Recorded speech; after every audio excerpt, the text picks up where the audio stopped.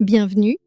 Aujourd'hui, je voulais te partager un livre qui m'a vraiment marqué. C'est Les 48 lois du pouvoir de Robert Greene.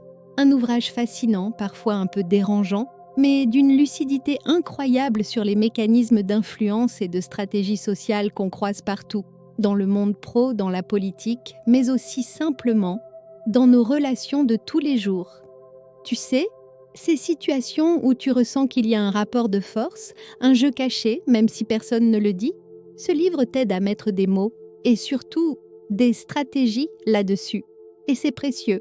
Une des premières choses que Greene rappelle, c'est qu'il faut toujours faire attention à ne pas briller plus que celui ou celle qui est au-dessus de toi. C'est la loi numéro 1. Et franchement, on l'a tous déjà vécu, non? Ce moment où tu proposes une super idée, mais comme elle est trop brillante, elle fait de l'ombre à ton chef, et au final, au lieu d'être félicité, tu es ignoré, ou carrément perçu comme une menace. Greene te dit, le pouvoir, ce n'est pas être flamboyant, c'est avancer doucement, stratégiquement, faire en sorte que les autres croient qu'ils gagnent, pendant que toi, tu construis ta position tranquillement. Une autre idée très forte, c'est celle de l'image qu'on projette. Et là, il est clair, ce qui compte, ce n'est pas seulement qui tu es, c'est ce que les autres perçoivent.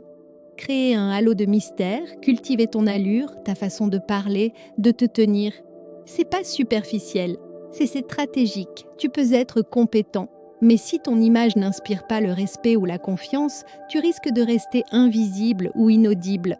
Alors que quelqu'un de charismatique, même moins compétent, aura plus de poids dans une salle de réunion.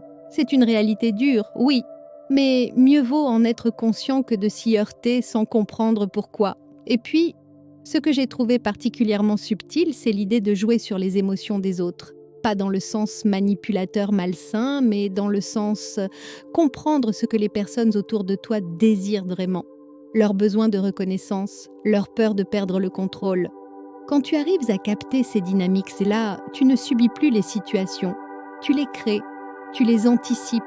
Tu peux détourner l'attention d'un conflit, apaiser une tension ou orienter une décision, sans jamais hausser le ton, juste en connaissant le levier émotionnel à actionner. Et bien sûr, le livre n'est pas là pour t'apprendre à écraser les autres. C'est aussi un bouclier, parce que dès que tu es un peu lucide sur les stratégies de pouvoir, tu les repères. Dans ton entreprise, dans une réunion, dans une négociation, tu vois venir les jeux d'ego, les tentatives de déstabilisation, les pièges psychologiques. Et tu ne tombes plus dedans. Tu restes calme, ancré. C'est ça, la vraie force. Pas le contrôle sur les autres, le contrôle de toi-même. Alors voilà.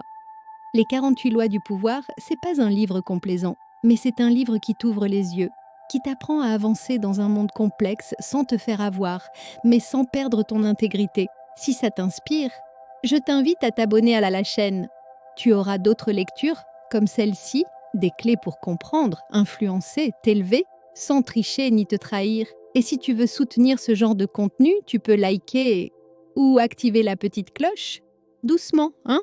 Merci à toi et à très vite pour un nouveau voyage dans la psychologie du pouvoir.